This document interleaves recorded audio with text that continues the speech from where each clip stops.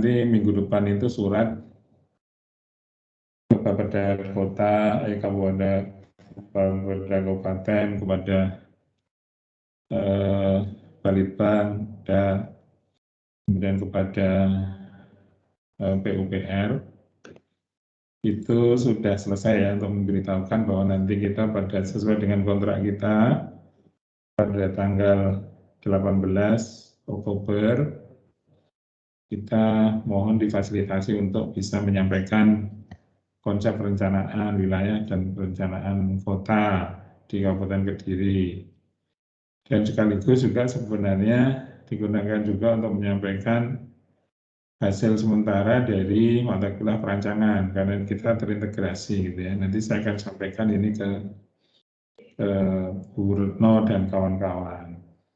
Jadi nanti kita akan melakukannya secara hibrid atau bagaimana nanti akan kita atur kemudian gitu. Tapi suratnya sudah harus disampaikan dulu, pemberitahuan itu gitu, dan permohonan nanti untuk kita bisa melakukan presentasi gitu ya. Itu yang pertama. Kemudian yang kedua, terkait dengan yang kemarin yang sudah kalian lakukan untuk membuat angket itu ya, itu nanti bisa dilaporkan kalau memang sudah lengkap ya. Sudah lengkap atau belum? Sudah lengkap atau belum? Kemarin katanya Galih yang menjadi koordinatornya, apakah itu sudah selesai? Ini semuanya sudah mengisi atau belum? Atau masih dalam proses? Kalau masih dalam proses, saya minta jangan terlalu lama gitu ya, supaya nanti kita segera bisa lakukan persiapan. Untuk yang Gimana? Di Semarang atau enggak?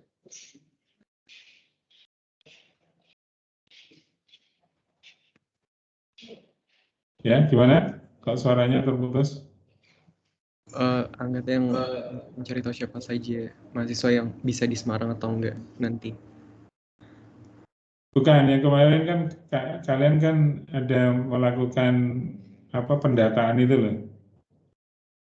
Katanya ada pendataan waktu kita ketemu hari Senin minggu yang kemarin, itu kan ada pendataan yang dilakukan oleh mahasiswa sendiri. Semula kan saya mau membuat pendataannya itu siapa yang kemudian bisa nanti kuliahnya di Semarang, kemudian bisa juga pergi ke Kediri, tapi katanya kalian sudah membuat pendataannya. Nah, itu form Google Form-nya itu sudah selesai diisi atau belum gitu selesai? Iya Pak, izin menyampaikan untuk Google Form-nya sudah selesai, tapi kami masih belum selesai untuk merapikan menjadi laporan seperti itu Pak.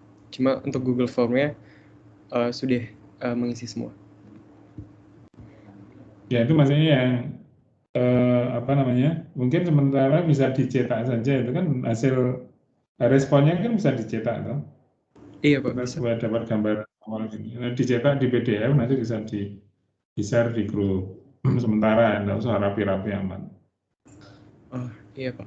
Itu yang kedua, supaya nanti kita punya gambaran mengapa itu perlu, karena nanti untuk kita merancang proses pembelajaran berikutnya gitu loh.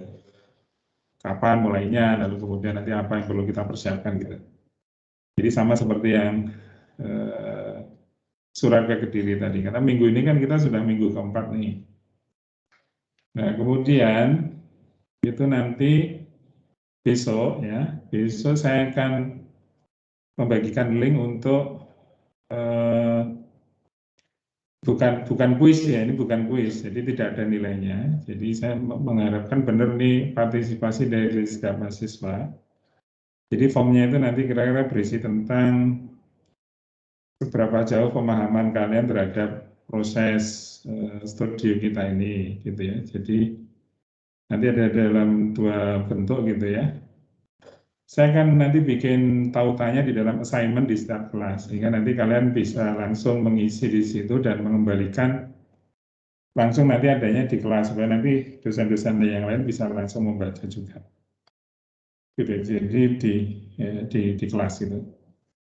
Ininya langsung di kelas di tim kita gitu ya. Nah, kira-kira isinya apa? Ada dua nanti.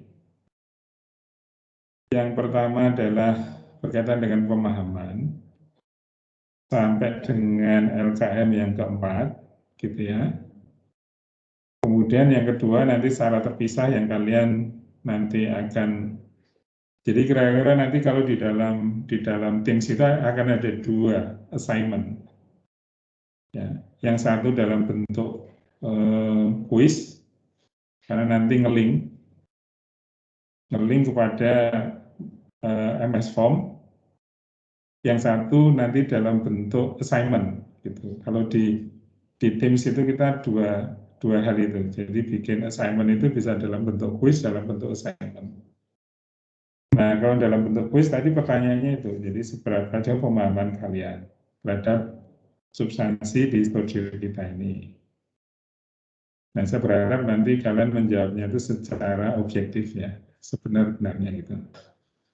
Itu untuk mengukur keberhasilan kita atau ketidakberhasilan, lalu kemudian tindak lanjutnya seperti apa.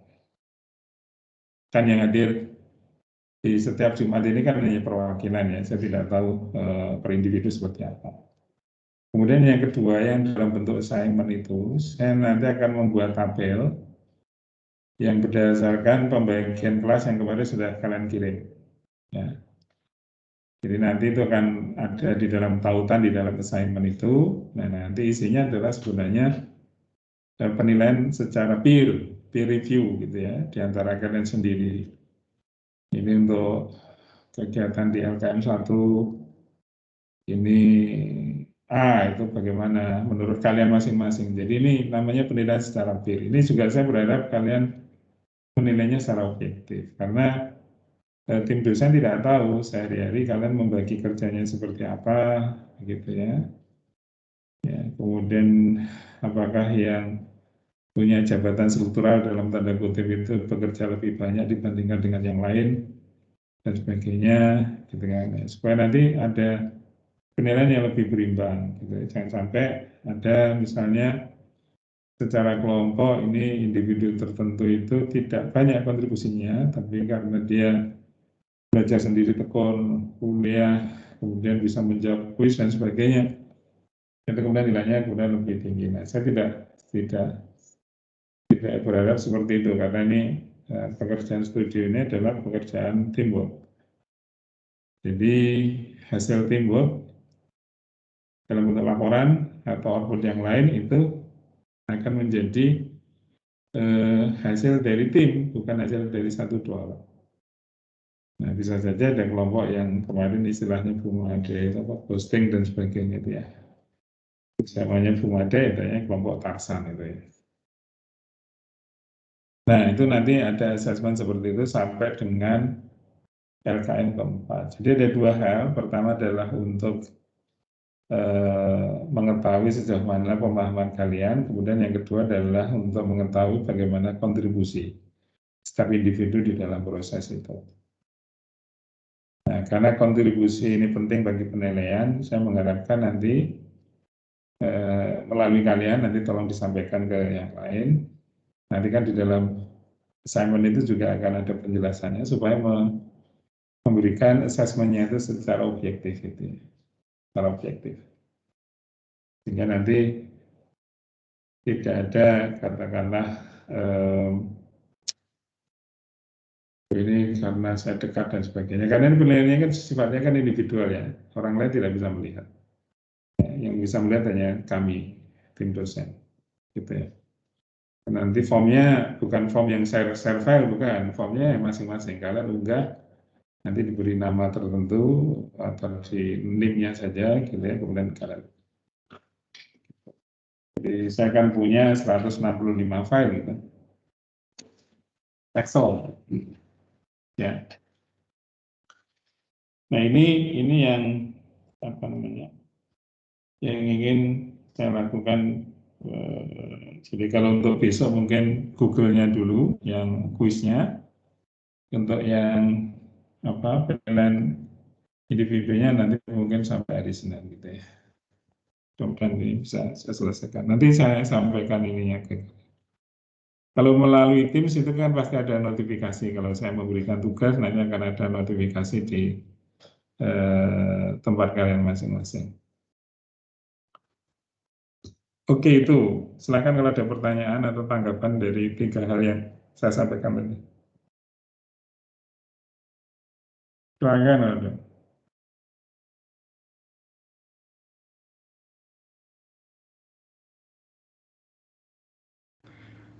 Izin bertanya Pak, untuk yang kemarin Ya. itu, kalau yang Gali bilang, dari dosen ada yang menyarankan untuk penambahan persetujuan dari orang tua atau wali. Ya, Gali. Tapi kemarin kan surveinya sudah kita selesaikan juga. Nah itu, apakah kita menunggu yang satunya lagi dulu? Dan yang walaupun dari kami juga belum jelas tentang persetujuan dari orang tua wali itu harus seperti apa. Atau mengirimkan yang kemarin saja dulu gitu Pak.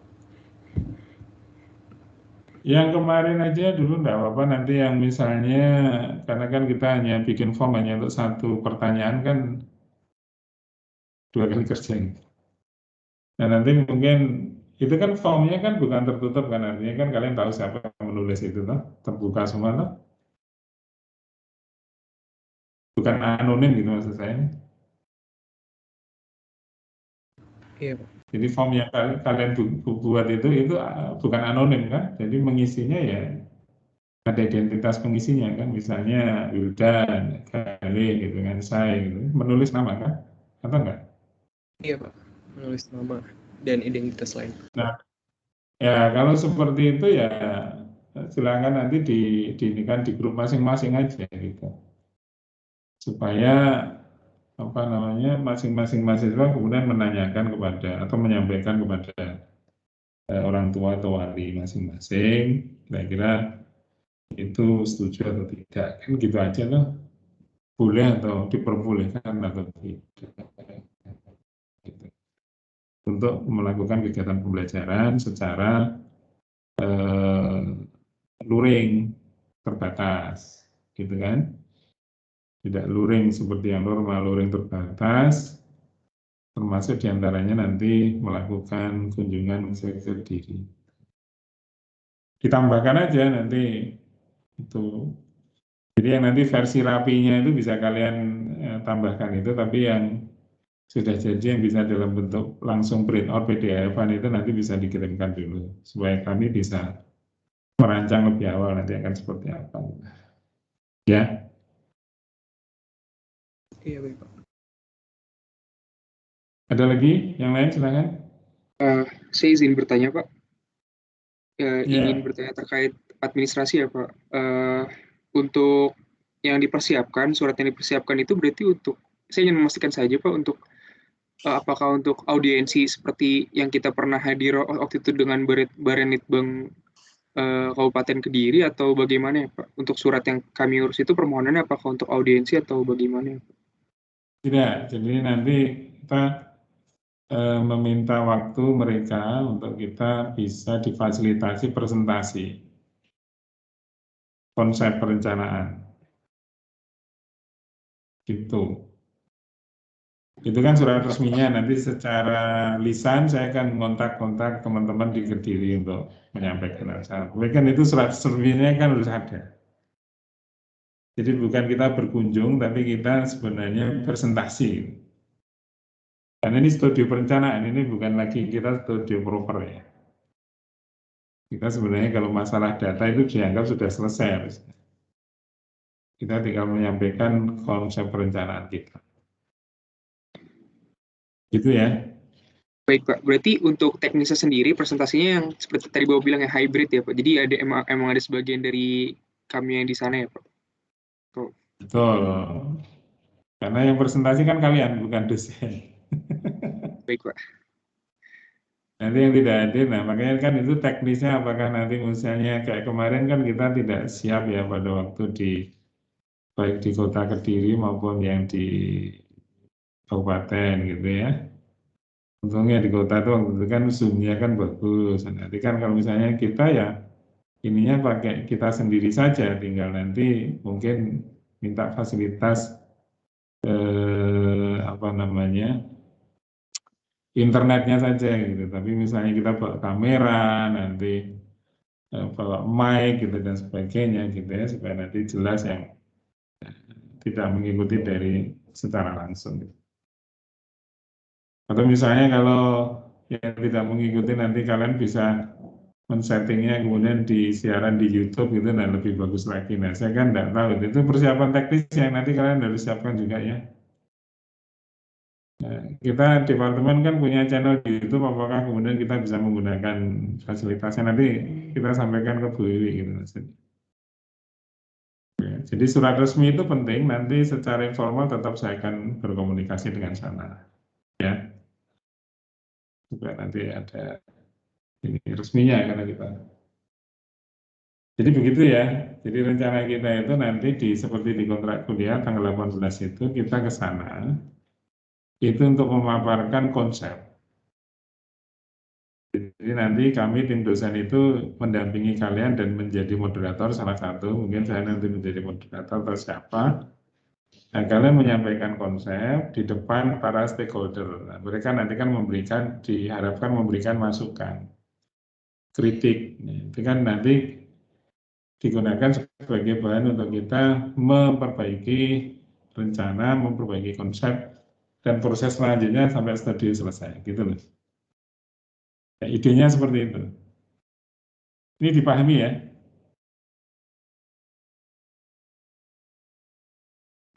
Izin bertanya lagi Pak terkait dengan itu, berarti tadi perlu disusun semacam kepanitiaannya juga ya Pak, yang jadi moderator dan sebagainya, yang tuh mungkin gabungan dosen dan mahasiswa juga Pak. Itu mungkin Ya kita itu nanti kan kalau kita bikin suratnya itu kan pasti ada kayak proposal kegiatan, nanti di situ aja. Tapi itu kan bukan sesuatu yang baku, nanti misalnya bisa diganti. Tapi itu ya memang harus ada. Jadi nanti ketua rombongannya berapa, siapa, kegiatannya diikuti mahasiswa berapa orang, gitu kan. Itu di proposalnya saja, di lampiran suratnya. oh iya Pak. Bukan di proposal, di lampiran suratnya.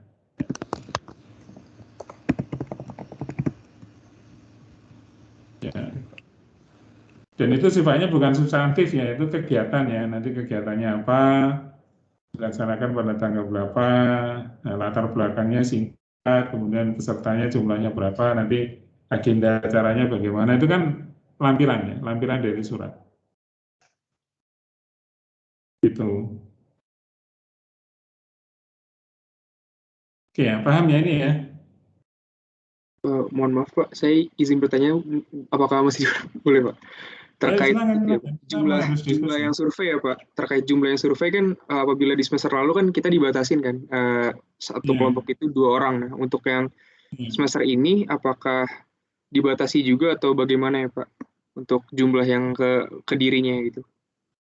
Nah makanya ini kan saya akan merancang itu, nanti tergantung dari kuesioner kalian itu gitu loh. Karena kan kalau satu kelas itu ada 2 pekerjaan, gitu kan, apakah kemudian itu cukup diwakili oleh 2 orang? Kan mungkin kan tidak gitu kan. Masa sendiri-sendiri kelompok wilayah, 1 orang, kelompok kota 1 orang, berarti yang pergi cuma 6 orang gitu.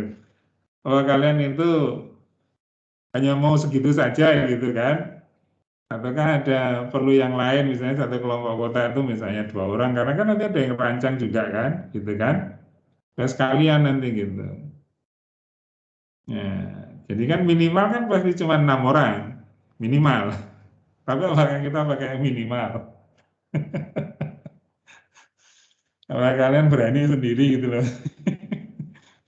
Yang diutus ke Kediri itu gitu loh.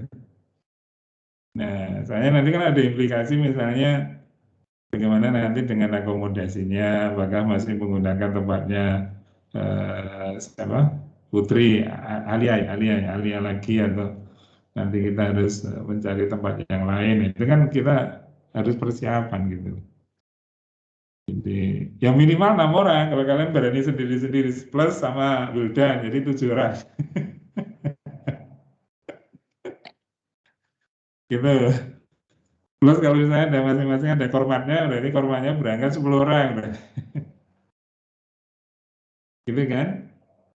Nah itu yang makanya saya minta ininya kali itu draftnya lah, paling enggak saya punya gambaran gitu kan. Karena pasti nanti yang siapa yang pergi ke Kediri kan atas kesepakatan kalian kan di setiap kelas toh itu toh. Misalnya dari kuesioner misalnya saya itu boleh pergi, pokoknya clear semua lah, clearnya oke. Tapi ternyata di kelas B itu saya nggak disetujui, jangan saya gitu kan, saya nggak percaya sama saya gitu.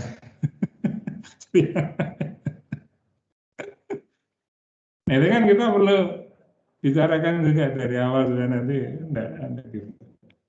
Gitu ya, kali ya. Ada lagi ya? Silakan yang terkait dengan yang 3 hal tadi.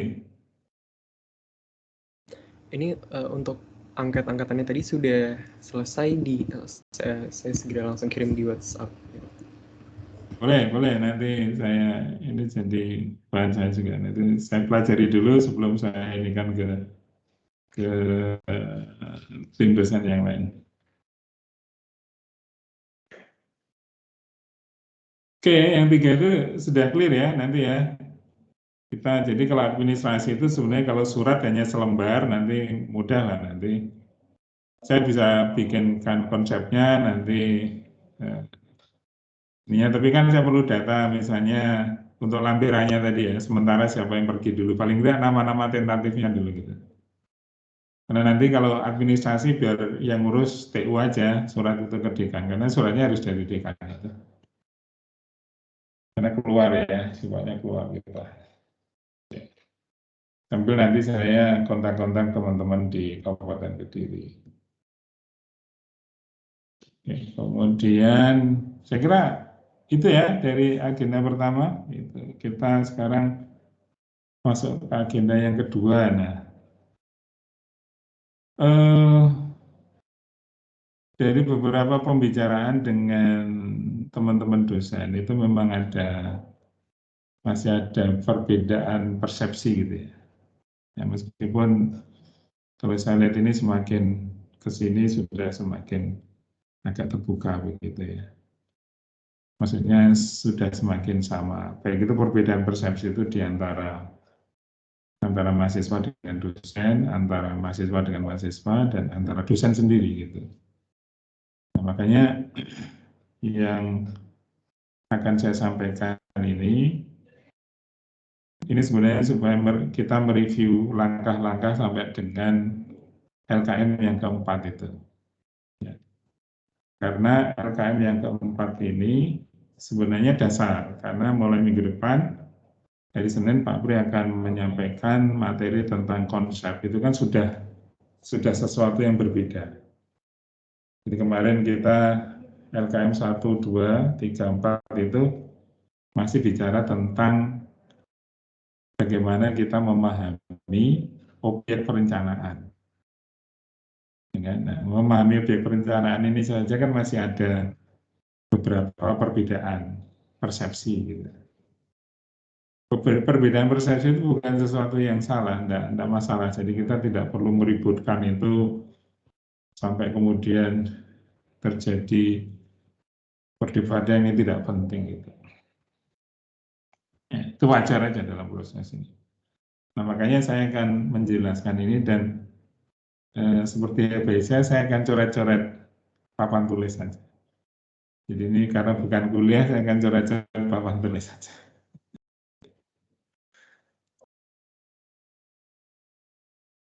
Biar nggak ngantuk juga ini, karena dari pagi ini kuliah juga ngantuk juga. Kalian juga kuliah juga mungkin nggak tahu. Tadi ada beberapa temanmu yang ke kampus kelas A ya, kalau nggak salah ya. Hari apa waktu itu ya? Hari Rabu atau Kamis ya? Hari Rabu itu ada beberapa juga dari kelas C yang datang ke kampus untuk asistensi. Saya nggak tahu, kalau misalnya kelas B nanti membutuhkan datang ke kampus beberapa, silakan, tidak masalah gitu. Kita bisa menggunakan ruang kelas NPWK yang kosong itu dalam jumlah terbatas, saya kira tidak masalah. Kita sudah risiko pasti ada. Kalau kita nggak mau risiko ya nggak usah hidup. Ini bagaimana kita mau manage risiko saja kan gitu kan. Oke, jadi pertama saya ingin menjelaskan dulu tentang, jadi kalau yang pertama itu kan kita bicara tentang, yang pertama itu kan bicara tentang pemahaman terhadap substansi, ya kan? Substansi rencana wilayah dengan rencana kota, gitu ya.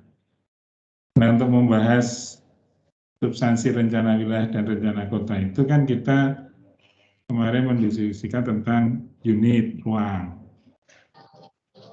gitu kan? Unit ruang. Yang ini adalah jelas kemarin ini, ya, unit ruang ini adalah wilayah.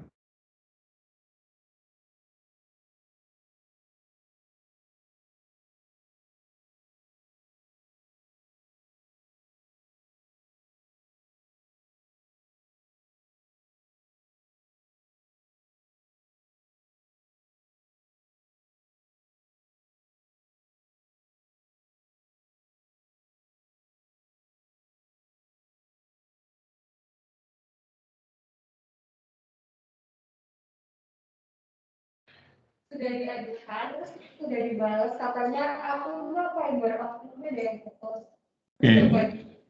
Ya, ini saya. Ini sorry ya, ini internetnya lagi ngadat. Ini saya pakai internetnya Undip sekarang, bukan pakai internet. Saya connect lagi ya, sudah ya? Kalian sudah bisa melihat papan tulis lagi ya? Sudah, Pak. Iya, Pak. Ya, jadi ini kemudian kita bicara yang kedua itu adalah kita bicara tentang perkotaan. Ya. Perkotaan. Nah, kita tidak diskusikan dasar konsepsinya apa gitu kan, tetapi kemarin kan kita sudah menentukan bahwa ini ada 3 gitu kan, ada utara, ada selatan, ada barat. Perkotaan ini ada Badas, ada Wates, ada Grogol. Ini sudah fix gitu. Jadi kalau dalam bahasa kekinian itu no debat. Jadi untuk perencanaan wilayah kelas C itu ya wilayah perencanaannya adalah wilayah utara. Untuk perencanaan kota yang direncanakan adalah perkotaan Badas. Kelas A itu yang direncanakan untuk perencanaan wilayah adalah wilayah selatan. Perkotaannya adalah perkotaan Wates. Kelas B itu adalah wilayah barat. Kemudian perkotaannya adalah Grogol. Nah kalau ini kan sudah jelas ya. Karena kemarin itu masih ada persepsi gitu kan. Di kalangan dosen juga bahwa ini kemudian ini semua kawasan perkotaan. Tidak kan gitu. Kita sudah clearkan ini. Ya nggak masalah. Jadi ini sudah no debat. No debat. Nah kemudian yang menjadi pertanyaan berikutnya adalah ketika kita sudah mempunyai unit keruangan untuk direncanakan, lalu kemudian yang direncanakan itu apa? Gitu kan? Di kuliah pertama kan kita mau bahas itu. Jadi untuk wilayah ini ada 2 outputnya. Gitu kan? Di sini ada satu ruang, satu adalah ekonomi. Di kota ini ada 2 juga. Gitu. Satu ruang, satu lagi adalah kegiatan. Gitu kan? Atau aktivitas. Nah, kemudian kemarin kita di apa namanya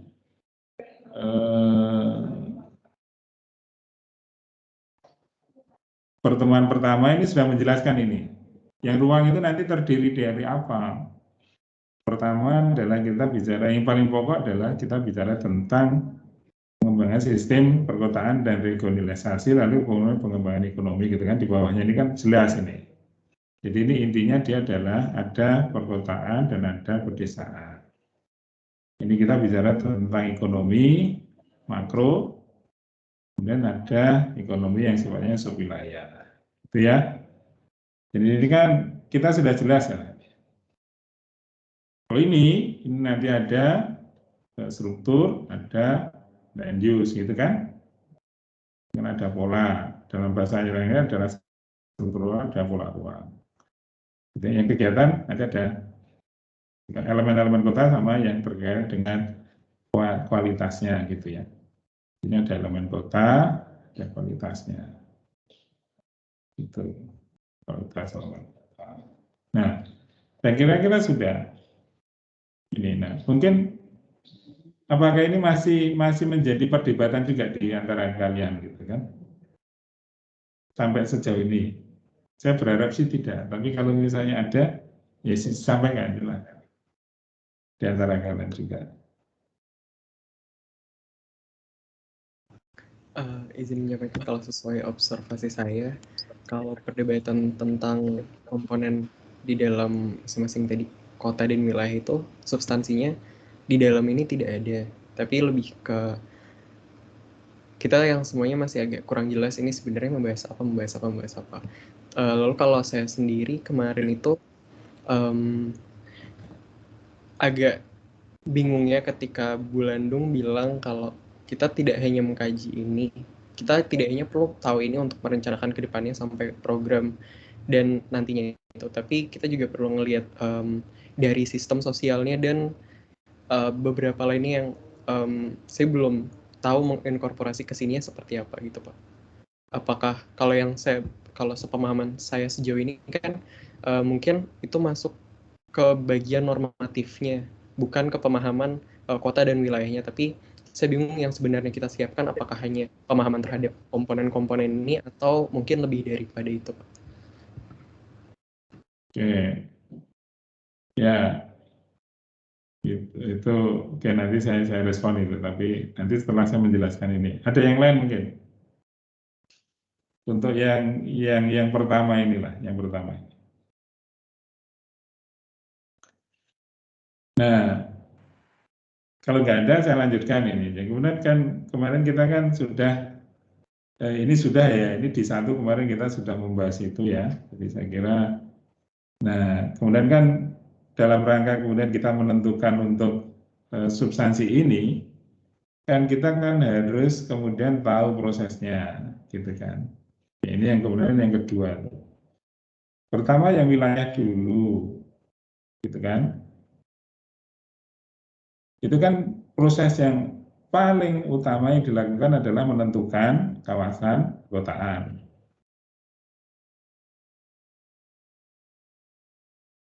Nah, waktu itu kan kita bicarakan itu pakai saja apa yang ada di hasilnya S2, terutama ini untuk yang kelas B karena harus membahas juga untuk analisis itu adalah kawasan perkotaan yang di luar Kabupaten Kediri. Ya, kawasan perkotaan. Itu ditentukan. Nah, kita juga tidak perlu terlalu berpegang kepada kembali ke mempelajari definisi kota dan sebagainya apa, tetapi karena sudah ada bahan dari S2, termasuk kemarin misalnya kasusnya kelas D, Pak Badas kan di S2 tidak masuk ya, dimasukkan berarti karena dia menjadi wilayah perencanaan untuk perencanaan kota, sehingga Badas menjadi perkotaan baru. Gitu kan. Mungkin ada perkotaan baru lagi yang ditambahkan oleh kelompok-kelompok itu. Nah, akhirnya kan kita sudah punya itu kan masing-masing. Selesai saya kira di situ. Sehingga kan tidaknya kita akan punya nanti di masing-masing wilayah itu ya, itu adalah distribusi kawasan-kawasan perkotaannya. Gitu ya, kawasan-kawasan perkotaannya. Ya. Yang ini kemudian ada, barangkali di sini ada jaringan jalan gitu ya, ada jaringan jalan dan seterusnya gitu. Nah kemudian kita punya Karena batas-batas yang lain gitu ya, di luar kota ini gitu. Kemarin saya kira saya sudah menggambarkan juga. Nantinya ada yang hijau itu yang kota, ada yang di luar hijau itu yang desa. Sehingga kita sudah punya ini. Jadi yang perkotaan itu nanti dibikin tabel, nama kotanya apa, jumlah penduduk, luas wilayahnya berapa, jumlah penduduknya, kemudian atribut perkotaannya apa. Kemudian yang pedesaan juga demikian. Nah, kemudian yang kedua, kita punya perkotaan di sini, gitu ya. Nah, perkotaan itu intinya adalah kita membuat penggunaan lahan, mengetahui penggunaan lahan. Ya. Nah, penggunaan lahan ini, penggunaan lahan dengan klasifikasinya urban land use classification. Gitu. Sehingga kemudian kalian menyiapkan juga ini, kemudian ada peta tentang kota, gitu kan? Ada kota dengan land use-nya, gitu ya. Ini kan bisa macam-macam ini, gitu. Contoh-contoh kan.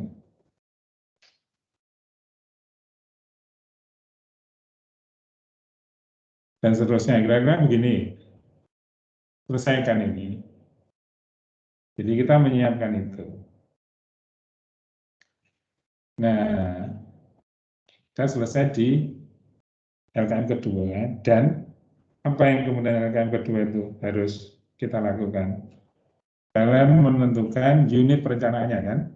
Di masing-masing ini kan kemudian kalian menentukan unit perencanaan.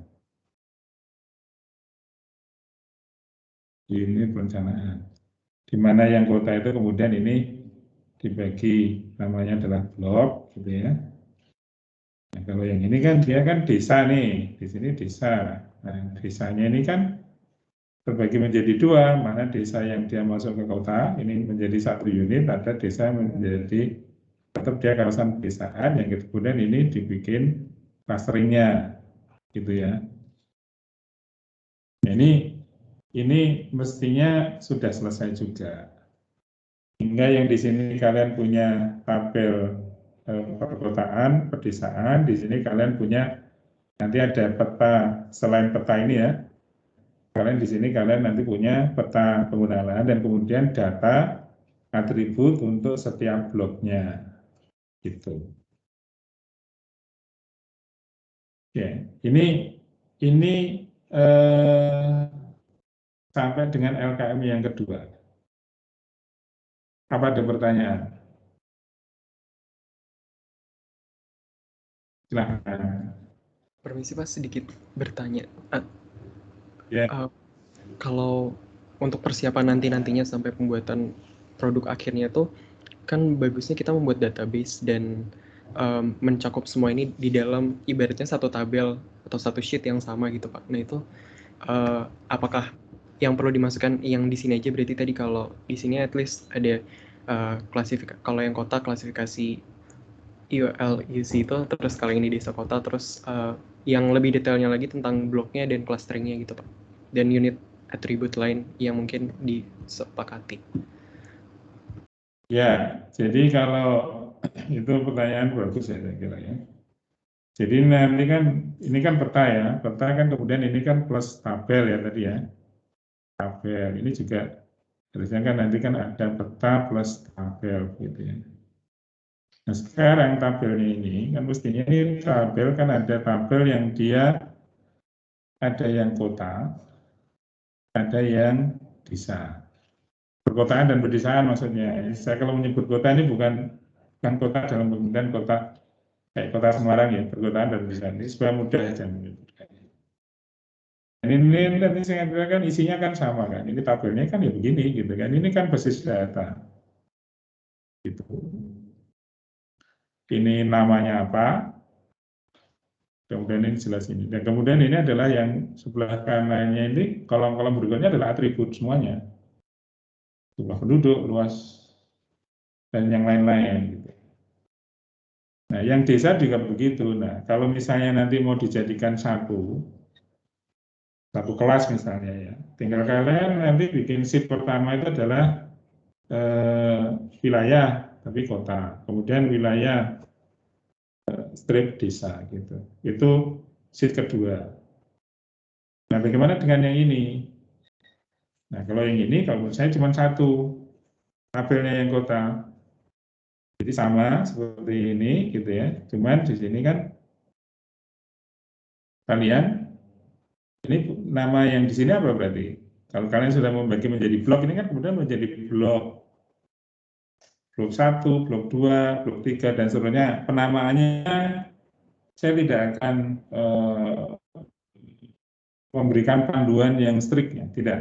Itu kalian bisa gunakan, tapi kalian juga belajar juga membuat sebuah penamaan yang sistematis gitu. Sistematis misalnya begini. Dimulai dari penamaan pertama itu berdasarkan penggunaan lahannya, misalnya perumahan. Jadi P gitu kan.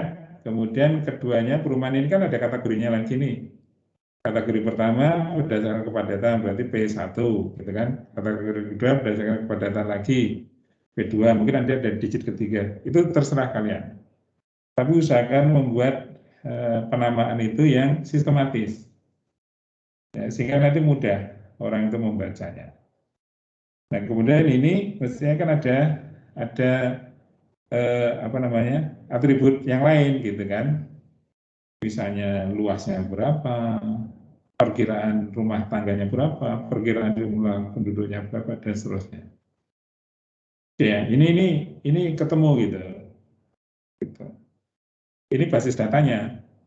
Jadi nanti di dalam basis data per kelas itu setidaknya ada 3 sheet itu. Itu kalau kita baru bicara tentang wilayah masing-masing. Tapi nanti kan misalnya yang wilayah utara, selatan, barat, itu kan kemudian harus digabungkan menjadi basis data yang wilayah makro Kabupaten Kediri. Berarti kan harus ada satu sheet tambahan itu. Itu gitu ya. Sehingga nanti satu kabupaten itu kita tahu gitu. Kotanya berapa, pedesaannya berapa, nanti tinggal ditambahi kolom satu lagi yang ini ada di wilayah utara, wilayah selatan, wilayah barat. Oke. Sampai di situ bisa dipahami atau tidak? Ini kita sebenarnya sampai dengan LKM kedua itu seperti itu harapannya.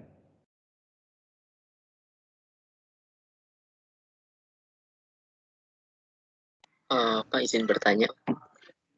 Ya. Oh ya, untuk yang pengkategorian tadi, seperti misalnya tadi kan untuk penamaan blok atau BWP-nya itu kan tadi Bapak bilang ada perumahan misalnya dengan kategori apa, misalkan rendah, sedang, atau tinggi seperti itu. Nah, kalau yang lainnya itu ada mungkin standar penamaannya nggak ya Pak? Atau kayak misalnya mungkin blok industri, apakah nanti ada kategorinya lagi seperti itu atau bagaimana Pak? Ya, sebenarnya itu coding itu ya, coding itu baku.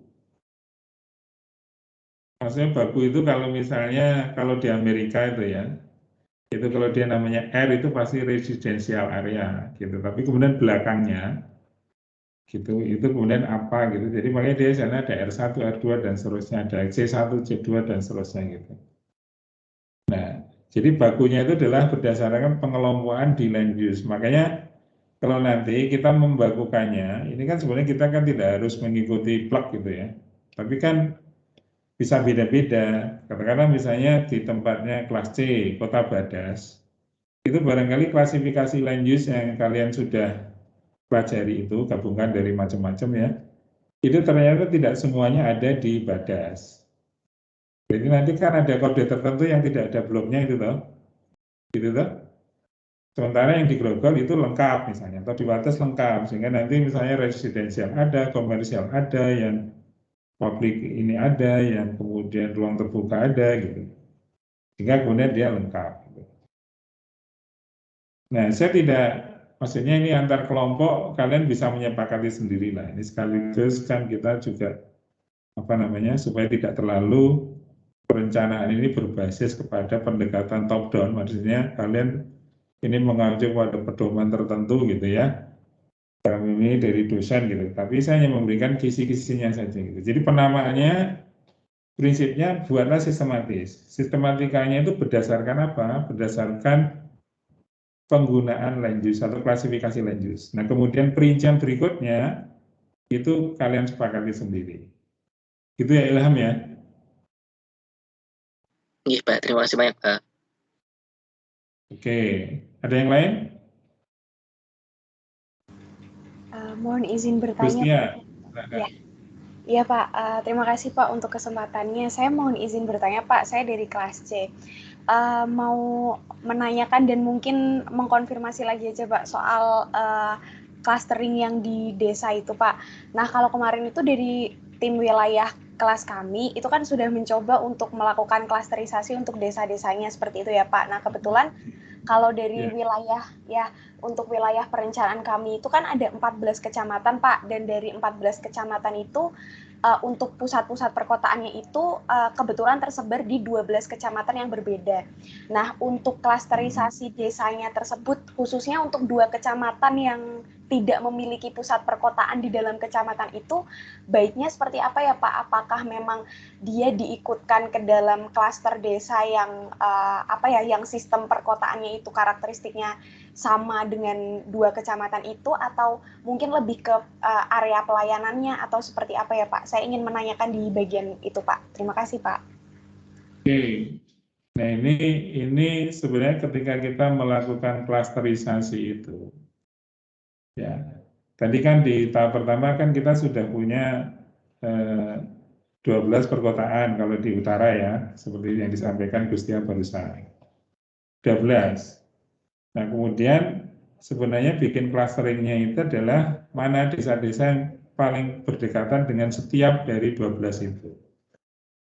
Jadi kita kira clusteringnya itu menentukan pertamanya itu berdasarkan jarak atau kedekatan dengan kota tertentu. Jadi misalnya Badas, itu mana desa-desa yang kira-kira dia masuk dalam klasternya Badas. Mana desa-desa masuk dalam klasternya Pelemahan. Mana desa-desa masuk dalam klasternya Kandangan. Nah, nanti ada 2 kecamatan yang dia tidak memiliki perkotaan, itu kan pasti dia akan punya kedekatan dengan perkotaan terdekatnya yang di luar kecamatannya. Gitu kan, Gustia kan? Nah, dia akan nanti akan membagi itu. Jadi sehingga nanti kita itu akan punya desa-desa itu yang di luar kawasan perkotaan itu kemudian terbagi habis menurut klaster dari perkotaan terdekatnya.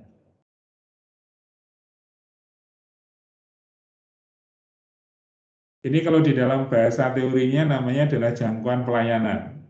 Tapi kita sudah, ini kan kita tatarannya sudah praktek ya, kita udah nggak perlu ngitung apa namanya breaking point dan sebagainya. Kira-kira kita berdasarkan pengamatan saja. Kira-kira ini meskipun kalian bisa juga misalnya ini jangkauan ininya berapa gitu. Nah, cara yang paling mudah sebenarnya adalah ketika kalian misalnya ada 2, misalnya ini ya saya gambarkan di sini. Ini suara saya masih terdengar ya? Iya, masih Pak. Masih Pak. Karena internetnya tidak bagus ini. Misalnya ini ada 2 kota, gitu kan? 2 kawasan perkotaan. Kemudian di kelilingnya ini ada beberapa, misalnya ada sekian banyak desa gitu. Sekian banyak desa. Saya beginilah. Ini nih hitam-hitam ini batas desa ya. Nah, kalian kan harus menentukan nih. Gitu kan, di area ini mana yang dia ikut di kota A, mana yang dia masuk dalam klaster kota B. Nah, karena ini harus terbagi habis, ini kalau di dalam kita belajar di lokasi pelaruan itu ada namanya jangkauan pelayanan, dan salah satu cara menghitungnya adalah dengan menggunakan titik henti gitu misalnya. Misalnya kalian paling mudah, ini dihitung jaraknya berapa? Kira-kira jaraknya 10 kilo. Kalau 10 kilo kemudian titik tengahnya itu berapa? 5 kilo. Gitu kan. Nah, 5 kilo misalnya ketemunya di sini, gitu ya. Misalnya ada jaringan jalan, misalnya di sini ada jaringan jalan. Terus ketemunya di sini. Nah, bagaimana kemudian kita membagi habis gitu? Terutama untuk desa ini misalnya desa X. Kalau yang desa ini kan pasti dia di sini nih, karena dia berdekatan kan, ya nggak? Secara logika loh ya. Masuk klaster sini kan? Ini juga masuk klaster sini. Karena dia berdekatan. Saya begini. Nah, desa X ini, dia masuk mana gitu? Kalau kemudian kalian menemukan titik hentinya itu di sini, kemudian ini kotanya begini. Kira-kira ini kita berlatih sebagai planner juga ya, melakukan judgement gitu. Kira-kira X itu masuk mana? Gustian. Desa X itu masuk mana? Klaster mana? Ya Pak, kalau misalkan saya lihat dari itunya sih, sebagian besarnya kan lebih ikut ke B ya Pak, jadi mungkin lebih ikut ke yang kawasan B Pak, atau ya. Tapi ya, kalau kita hanya murni mempertimbangkan jarak gitu kan. Kawasan, maksudnya di perkotaan B, jadi ikutnya dia klaster perkotaan B gitu kan? Gitu kan. Nah, apakah itu kemudian bisa diterima? Nah, sekarang kemudian disusulkan dengan kelompok, itu bisa diterima enggak? Kalau kita masukkan itu hanya murni menggunakan jarak. Nah, yang lain adalah sebenarnya, oh tunggu dulu misalnya temanmu yang lain bicara begitu. Kita harus mempertimbangkan yang lainnya. Nah, yang lainnya itu apa? Yang lainnya itu kemudian itu biasa dikenal di dalam sistem kita menilai sesuatu itu, kemudian kita berikan bobot terhadap A dan B. Bobot itu misalnya dari sisi apanya? Tadi kan di tabel kan kalian sudah punya misalnya jumlah penduduk kota A itu berapa, jumlah penduduk kota B berapa.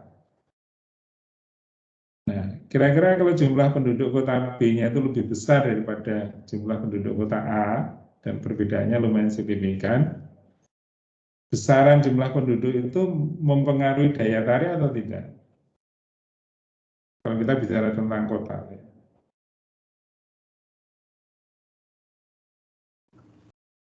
Ini ada teorinya. Gitu. Besaran ukuran kota itu mempunyai daya tarik atau tidak? Punya. Kota yang besar pasti dia daya tariknya lebih besar. Mengapa daya tariknya lebih besar? Karena dia pasti mempunyai kelengkapan fasilitas lebih bagus daripada kota dengan ukuran yang lebih kecil. Gitu ya. Jadi misalnya kriteria kedua, jadi dari sisi jarak dapat, dari sisi bobot juga dapat, berarti masuknya ke klaster B. Nah, bagaimana kalau sebaliknya? Dari sisi jarak dapat, tapi dari sisi bobot tidak dapat. Nah, bisa saja kemudian ini masuknya ke dalam klaster A, gitu, karena pasti dia lebih tertarik ke klaster A daripada. Ini cara mudahnya untuk kita menentukan. Nanti kalau kemudian justifikasi ilmiahnya ya, kalau kita bahas, kalian studinya nggak selesai satu semester. Jadi kita harus menggunakan model yang agak sedikit pragmatis, tapi bukan ngasal gitu. Jadi tetap ada pertimbangannya. Nah, tapi intinya tadi, clustering itu adalah basisnya adalah kepada perkotaan yang ada. Itu. Nah, misalnya bagaimana dengan bagian barat, Pak? Kan kotanya kan kecil. Yang semen, ya nggak apa-apa. Tapi kira-kira menurut logika kalian, apakah mungkin orang semen itu pergi ke Grogol? Tidak mungkin kan? Perginya pasti ke Kediri, paling enggak ya ke Semen. Berarti dia kan punya klaster tersendiri. Jadi ini ada beberapa hal khusus yang kalian mesti, ini bagian dari latihannya. Gitu. Oke, itu ya Gustia ya. Iya Bapak, sudah paham Pak. Terima kasih Pak. Nah, sekarang saya lanjutkan lagi nih, saya lanjutkan lagi supaya sampai yang ketiga dan keempat supaya clear. Nah, setelah kalian tahu, kemudian yang ketiga itu, kalian kan mencari tahu karakteristik, ya kan?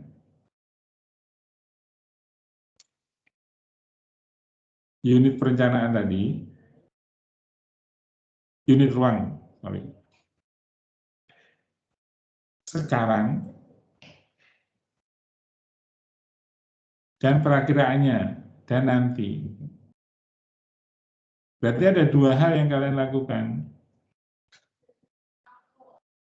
Pertama adalah menjelaskan unit ruangnya, karakteristiknya itu sampai dengan sekarang itu seperti apa. Yang wilayah tadi bagaimana karakteristik perkotaannya, pedesaannya seperti apa, dari sisi ekonomi dan sebagainya. Kemudian yang perkotaan itu bagaimana kondisi land use-nya, bagaimana penduduknya sekarang, perkembangannya sampai sekarang seperti apa, gitu ya. Jadi ini kira-kira kita bicara tentang di sini ada kondisi sekarang ya, kondisi saat ini, dan kemudian ini perkembangan sampai sekarang, dan ini nanti adalah kondisi nanti.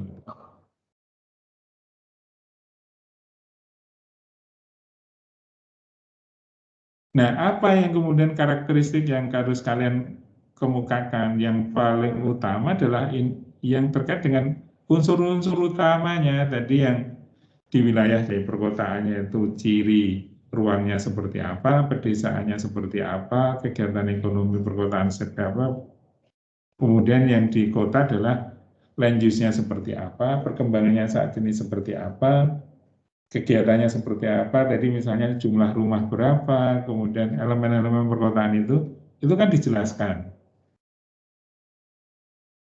Dan kemudian kondisi nantinya. Nah, kondisi nanti itu kan kalian bisa melakukan yang namanya proyeksi.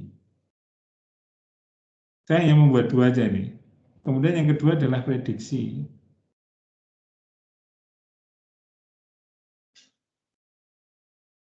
Nah, kalau proyeksi itu adalah kita basisnya adalah data time series.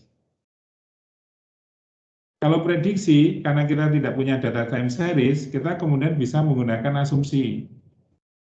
Termasuk di dalamnya ini adalah kita menggunakan yang namanya skenario gitu. Kemarin kan ada yang bertanya, kalau tidak salah Java ya, itu belum saya jawab sampai sekarang. Tapi karena hari Senin itu sudah Pak Ruko mencantumkan gambar tentang land use itu, saya pikir itu sudah dijelaskan.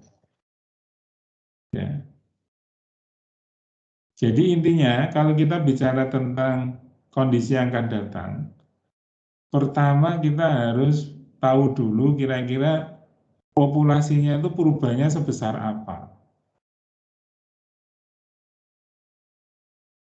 Artinya penduduknya gitu, wilayah penduduknya akan bertambah berapa, yang perkotaan berapa, yang pedesaan berapa, yang untuk kota masing-masingnya itu Wates, Badas, Grogol itu berapa, pertambahannya sampai 20 tahun yang akan datang gitu ya. Nah itu kalian bisa menggunakan baik proyeksi maupun prediksi maupun gabungan dua-duanya. Sehingga yang kalian hasilkan yang namanya kondisi nanti itu kan seperti interval gitu loh. Antara begini yang paling pesimis jumlahnya sekian, yang paling optimis nanti jumlahnya sekian.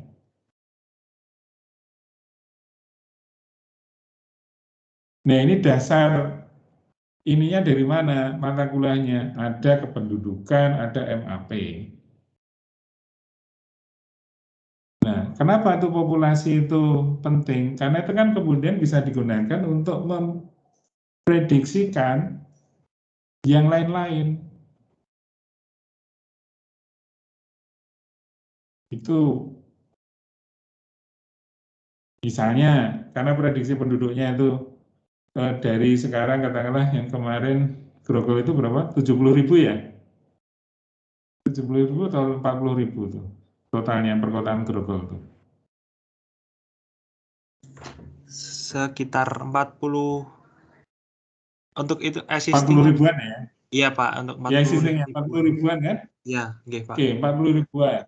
40 ribuan. Kalau berdasarkan tren, itu kenaikannya rendah. Misalnya. Sehingga nanti sampai 20 tahun itu kira-kira hanya 50.000. Tapi kita tahu di sana akan dibangun bandara. Akan dibangun jalan tol. Kira-kira ada influx enggak? Penduduk 20 tahun akan datang itu. Ada, karena orang migrasi karena ada kegiatan baru. Gitu ya. Nah, kemudian kalian, ini kalau berdasarkan proyeksi, naiknya hanya mungkin dari 40 menjadi 50.000 saja. Tapi karena ada kegiatan baru, dia bisa berjumlah sampai 80.000 misalnya. Nah, artinya kan kalian punya range ini. Demikian juga nanti Bades juga begitu, Wates juga begitu.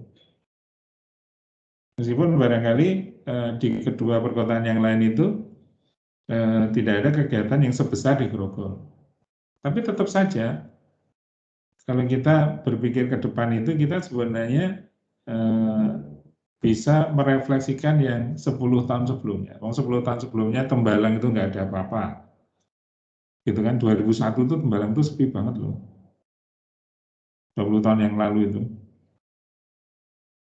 Apalagi 96. Saya pertama kali datang.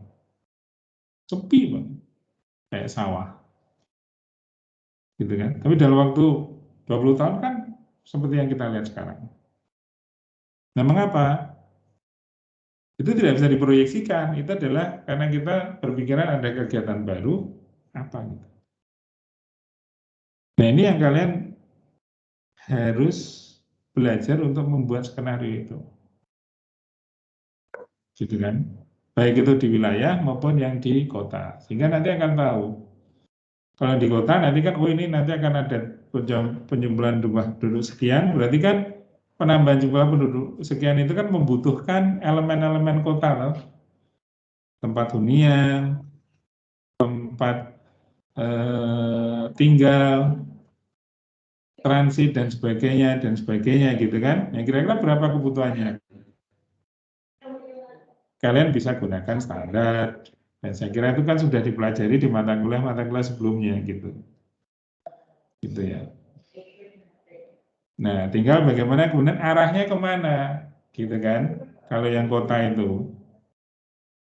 Nah, di sini kemudian kalian yang kemarin disampaikan Pak Ruko itu, yang saya sampaikan di pertemuan yang kedua itu, bahwa kemudian ada lahan-lahannya yang tidak bisa itu nanti digunakan untuk pengembangan. Sehingga nanti kalian di kelompok kota itu harus melakukan kajian yang namanya mana yang lahan-lahan itu yang disebut sebagai kesesuaian lahan itu ya. Sehingga nanti akan ketemu ini. Oh, ini yang bisa dikembangkan. Nah, kemudian kalian akan bisa, ini loh nanti ke depan akan seperti itu gitu, arah perkembangannya. Itu yang kota. Yang wilayah sama, yang pedesaan nanti akan berubah atau tidak kira-kira. Perkotaannya nanti akan bertambah atau tidak. Nah, itu adalah yang diharapkan dari LKM nomor 3. Gitu. Ada pertanyaan nggak sampai di sini? Sudah, tapi kalau yang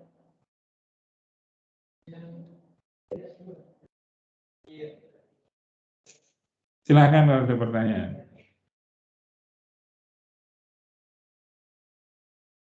Nanti kita selesai jam 5 ya.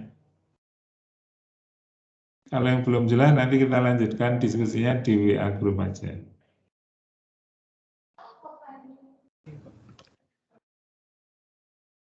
Oke, saya lanjutkan kalau begitu ini supaya selesai dulu. Nah, yang keempat,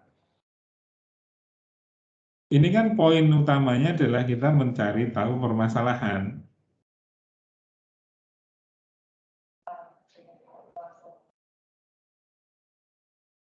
Nah, permasalahan ini ya tetap kita bagi menjadi wilayah dan kota gitu. Nah, bagaimana kita kemudian membreakdown permasalahannya? Kembali lagi ke yang pertama, gitu. Kembali lagi yang kedua tadi. Di wilayah kita bicara tentang yang perkotaan dan pedesaan, di kota kita bicara tentang land use, tentang elemen-elemen kekotaan yang lain.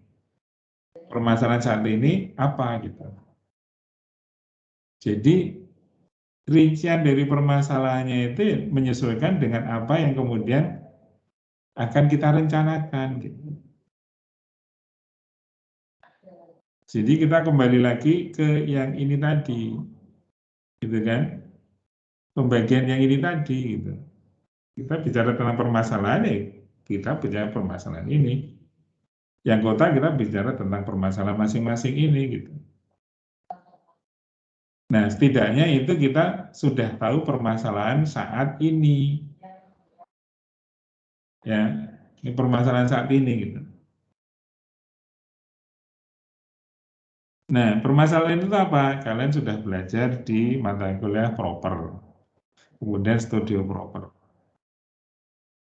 Nah, yang penting adalah ketika kalian menyebutkan sesuatu itu sebagai masalah A, sebagai masalah,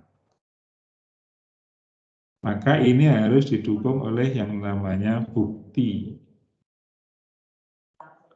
Bukti, evidence. Ada masalah penyediaan rumah. Buktinya apa? Rumah yang ada saat ini sekian, yang dibutuhkan sekian. Itu bukti namanya. Ada masalah pelayanan sekolah. Sekolah yang ada sekian, jumlah penduduk sekian, yang dibutuhkan sekian, karena jumlah penduduknya sekian. Oke. Nah, kalau kalian ini sudah tahu permasalahan yang ini sekarang ini ya, ini sekarang misalnya ini. Sekarang, ini sebenarnya sudah hampir selesai, tinggal kalian nanti menjawab pertanyaan, apakah permasalahan sekarang ini sama dengan permasalahan masa depan? Atau dengan kata lain, apakah yang sekarang menjadi masalah, itu nanti akan masih menjadi masalah di masa yang akan datang?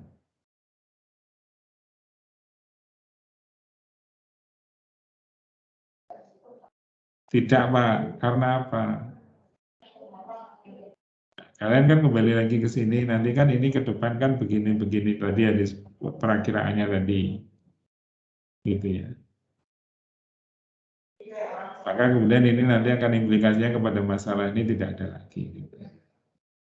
Nah, ini yang diharapkan dari LKM keempat.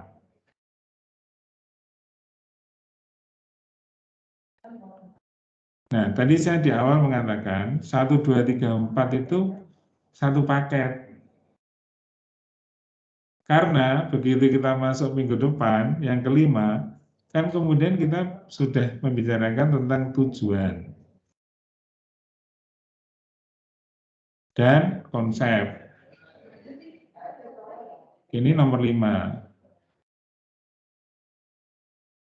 Nah, permasalahan ini kan sifatnya kan semuanya kan minus. Kalau tujuan, ini kan solusi. Aksesibilitas rendah masalah sekarang misalnya. Tujuannya nanti apa? Harus aksesibilitasnya tinggi. Cakupan layanannya rendah. Tujuannya nanti apa? Cakupan layanannya lebih baik. Bentuk kotanya tidak teratur. Tujuannya nanti apa? Bentuk kotanya teratur. Pertumbuhan desa rendah. Ekonomi desa rendah. Pertumbuhan ekonomi desanya harus meningkat. Jadi ini yang nanti dibahas di dalam LKM 5 gitu. Nah, artinya kalau nanti kalian yang keempat ini belum selesai, yang kelima nanti tidak akan jalan. Artinya yang bagian pertama 1, 2, 3, 4 itu belum fix. Maksudnya belum fix itu kalian tidak harus membuat laporan loh ya. Tidak loh. Saya sama sekali tidak menyinggung tentang membuat laporan. tapi kalian bekerja dengan working map, bekerja dengan working table dan sebagainya. Kalau untuk keperluan presentasi kemudian kalian harus memindahkan itu ke dalam PPT, oke, enggak masalah. Atau kalian hanya sekedar mencoret-coret seperti ini juga sebenarnya saya juga enggak masalah gitu. Gitu ya. Yang kemarin pakai Jamboard dan sebagainya itu oke, itu enggak masalah gitu.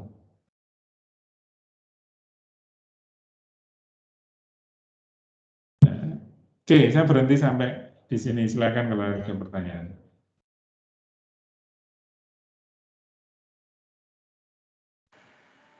Izin bertanya, Pak. Ya.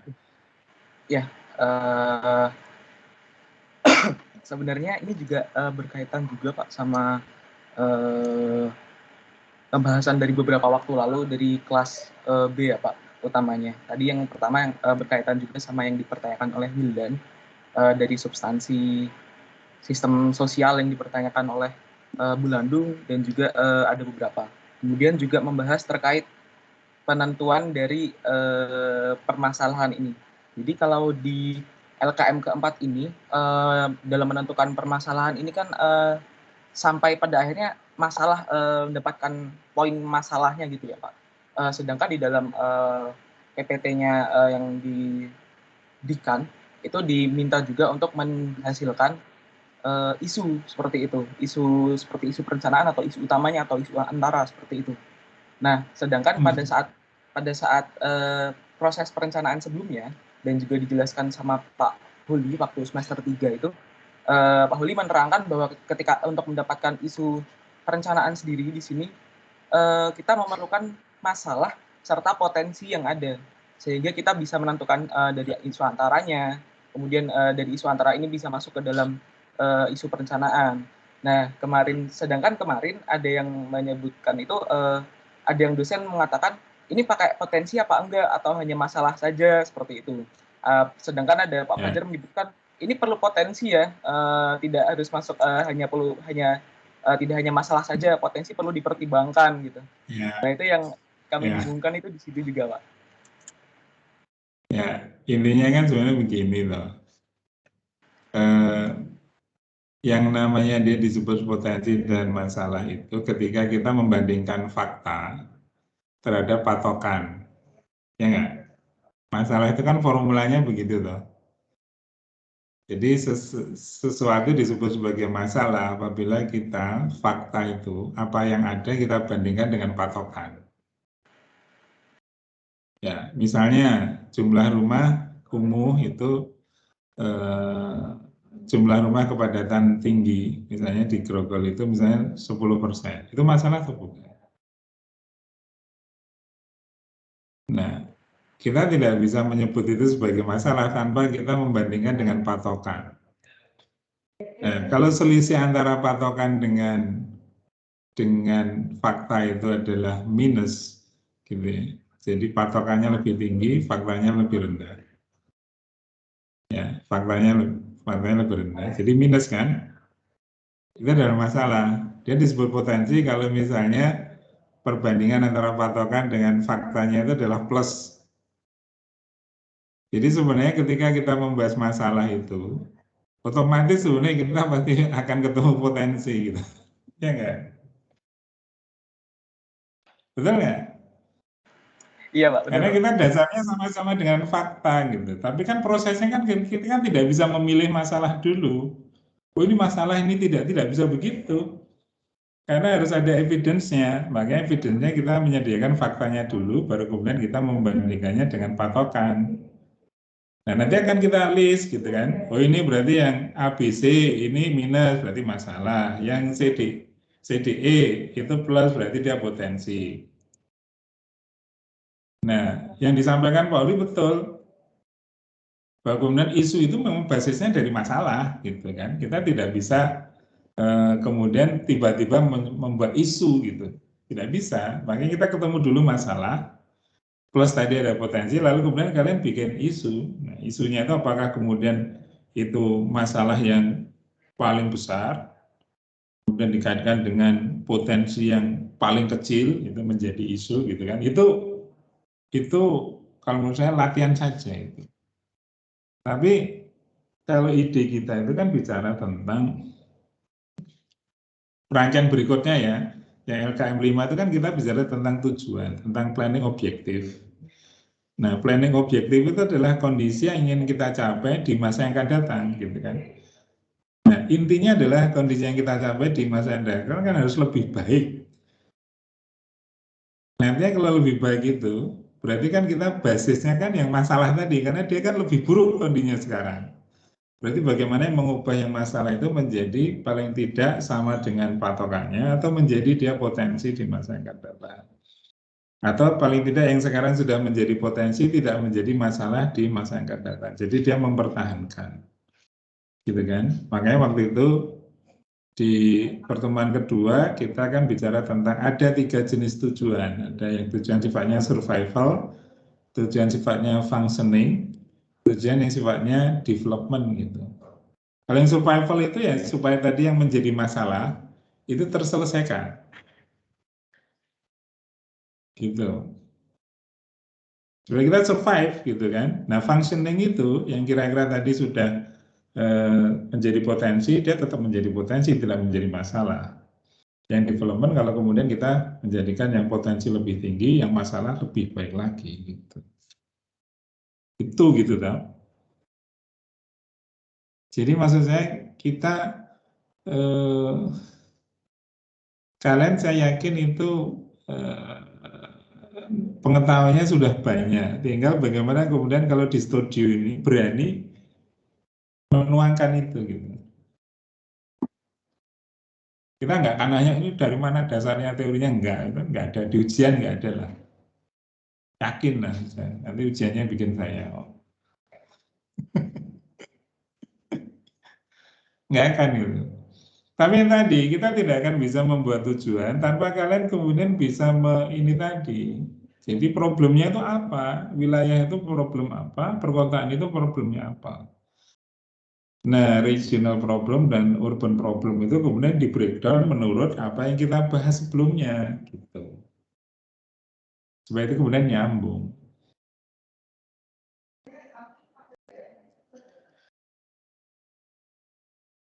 Oke ya, nanti dilanjutkan di WA Group.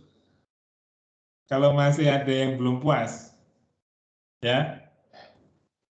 Iya Pak. Kalau misalnya Pak nggak puas dengan WA Group, kalau misalnya besok Sabtu boleh nanti tanya waktu saya kosongnya apa, Sabtu boleh? Boleh, Pak. Nggak apa-apa. Boleh. Tapi nanti tanya dulu ya waktunya ya. Saya kemarin istri saya minta, kita udah lama nggak keluar jalan-jalan, udah hampir 2 tahun ya sudah jalan-jalan. Baik, Pak. Siap. Gitu ya. Oke ya. Iya. Nanti dikabarin aja. Besok saya ada rapat sih jam 1, mungkin kalau setelah itu mungkin bisa. Tapi itu kalau kalian nanti pokoknya bikinkan linknya, kirimkan saya. Ya. Asal jangan malam aja, jangan malam kerjanya beda. Siap.